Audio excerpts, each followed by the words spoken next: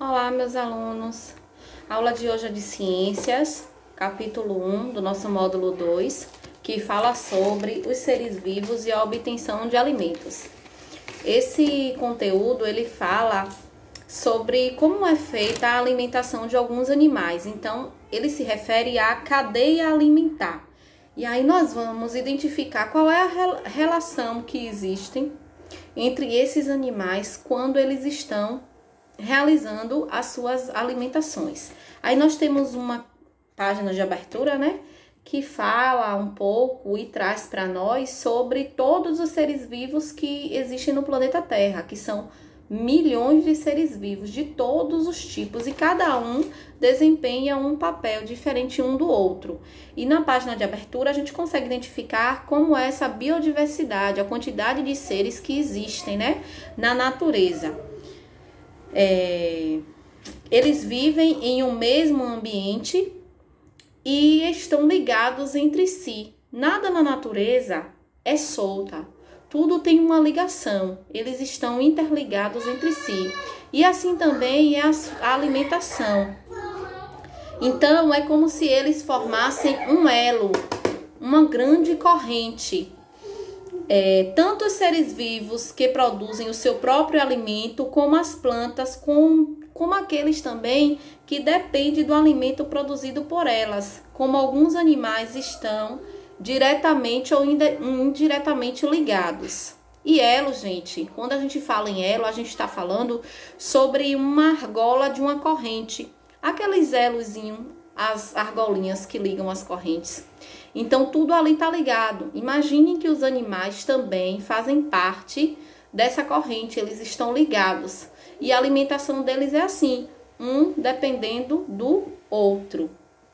O motivo dessa ligação é a necessidade de obter energia, pois uns servem de alimento para o outro.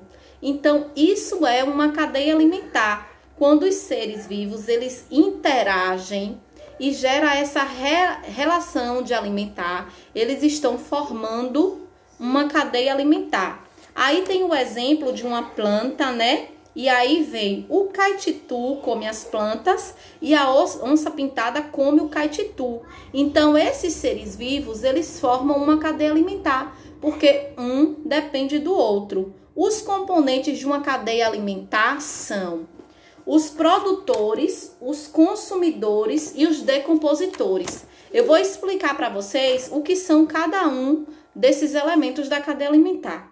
Os produtores, como o próprio nome já diz, são aqueles que produzem o seu próprio alimento. Quem é que produz o seu próprio alimento? Vamos pensar aí rapidinho?